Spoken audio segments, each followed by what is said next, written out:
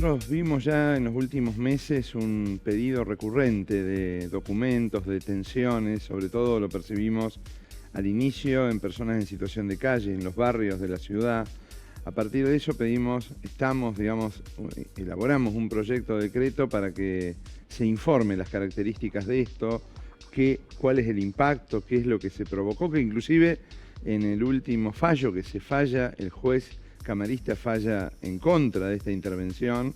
Bueno, allí se pone también claramente la eficacia de un dispositivo cuando se habla de un número en principio de 4.000 y haber logrado a una o dos personas que tenían antecedentes. Es decir, creo que estamos atravesando un momento donde, si bien se ha avanzado en la disminución de la violencia letal, esto no significa que uno no tenga que tener alguna mirada crítica del accionar policial, porque como toda institución, yo lo comparo mucho con salud pública, ¿no? Es decir, bueno, si funciona bien el Hospital Clemente Álvarez, pero hay una demora en la atención en determinado lugar, hay cosas que se hacen mal, esas cosas hay que marcarlas, porque no porque otras cosas estén funcionando bien, uno no tenga que discutir si una ambulancia llegó tarde o si un médico no atendió a una determinada consulta. Bueno, en esto, la verdad que yo no soy abogado ni constitucionalista, pero lo hemos consultado con gente de mucha referencia, digo Oscar Blando, por ejemplo,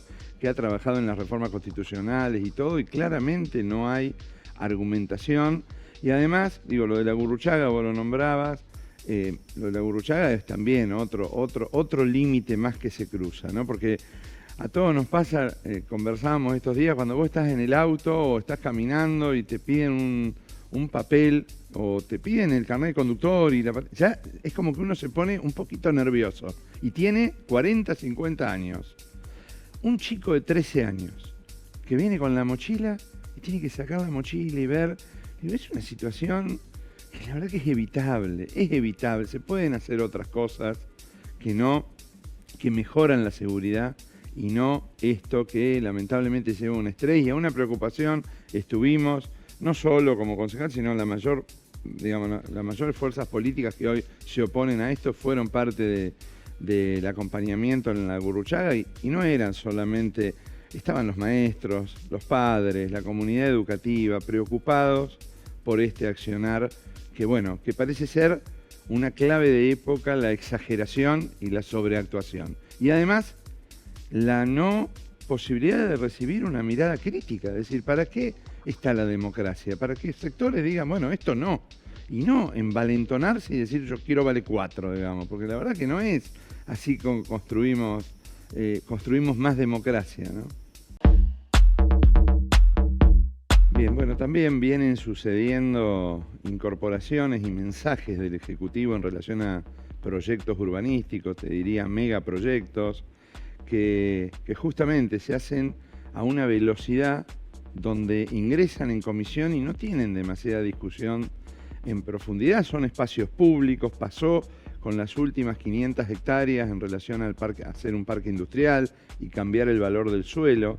Nosotros no decimos que no a los crecimientos de una ciudad, a la articulación pública-privada, pero la verdad que cuando vos tenés 15 días de tratamiento y en 2 comisiones sale y se aprueba y después se lleva al recinto y se dice que esto es una urgencia y que hay que avanzar, la verdad que son espacios públicos, primero por ejemplo, en el espacio público de la cárcel, allí por calle Pellegrini, por calle Ceballos y Montevideo, la verdad que, bueno, no solo es la cárcel, sino que hay espacios municipales y provinciales que hay que trasladar.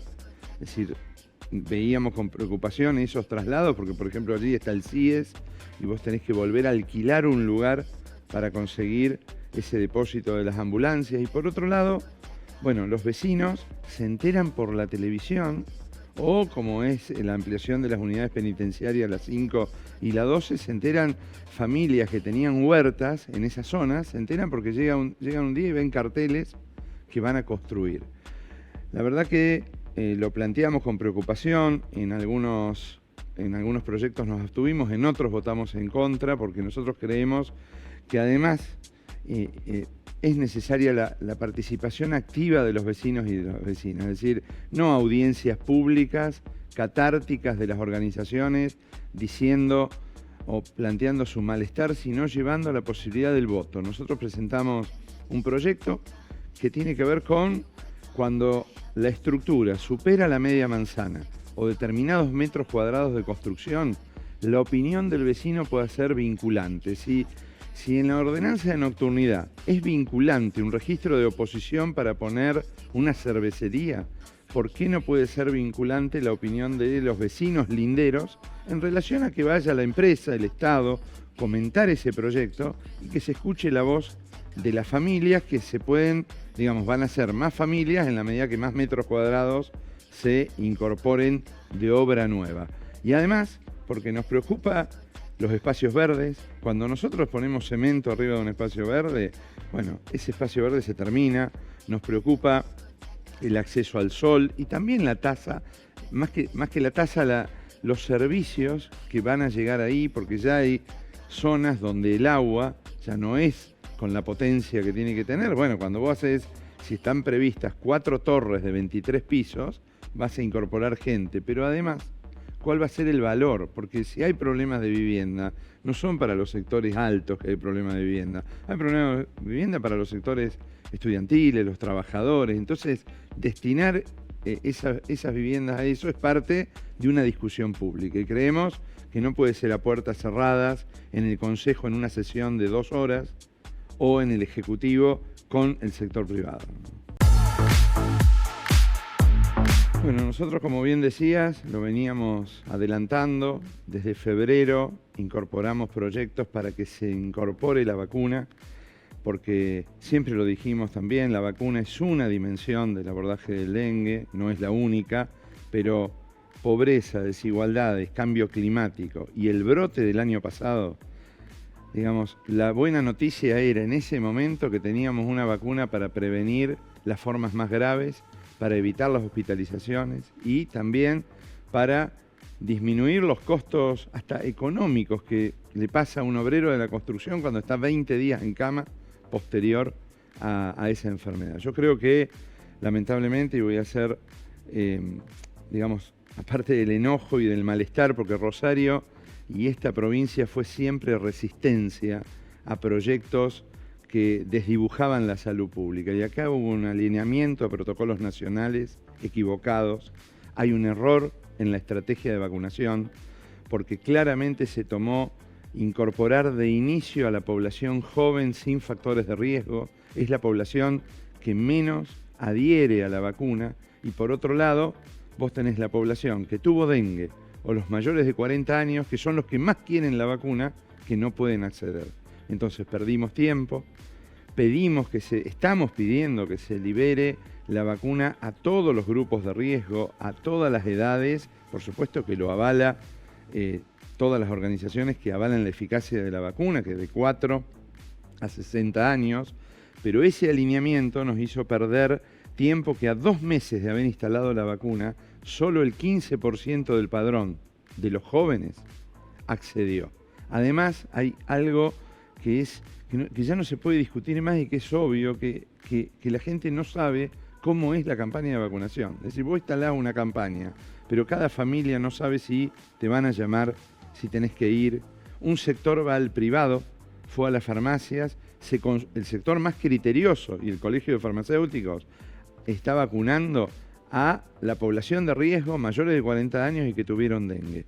Y aquí esa población se la deja cuando ya podríamos haber tenido a esa población con la primera dosis cubierta, y con una dosis ya tenés un 80% de cobertura. Entonces vos evitás la gravedad del segundo episodio. Yo creo que lamentablemente hubo una subordinación a la definición económica de un país que dijo no nos vamos a hacer cargo de la campaña de vacunación, porque si hay algo claro acá es que cada provincia compra lo que quiere, si quiere, y vacuna como quiere. De hecho, provincia de Buenos Aires y Salta empezó a vacunar a los grupos de riesgo, personas con dengue.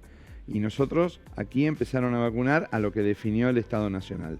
La verdad que yo creo que tiene que haber novedades y que en las próximas horas, en los próximos días, si todavía queda algo de sentido común y de historia del sanitarismo, no estoy diciendo quienes conducen hoy como alguna referencia al vocero de esta enfermedad que no tiene un recorrido sanitario, me refiero a los militantes de la salud pública. Yo creo que hay que cuidar a los equipos de salud, porque los equipos de salud, cuando tienen los criterios claros, la gente va al centro de salud. Ahora, cuando hay que llamar a un chico por teléfono para buscarlo, para que se vacune, eso es mucho más difícil. Nosotros tenemos que liberar esto para que los equipos vacunen y utilizar todas las vacunas. Y por otro lado, dejar de naturalizar que no hay vacunas como si el laboratorio, tenemos que esperar que produzca. El Estado tiene que tener una posición activa e ir al laboratorio, denunciar, investigar por qué no se están produciendo más y comprar más vacunas. Porque si hay dinero y hay financiamiento, hay que avanzar en esto, que en un segundo episodio, y con el brote que tuvimos, puede ser mucho más complicado y podemos salvar vidas.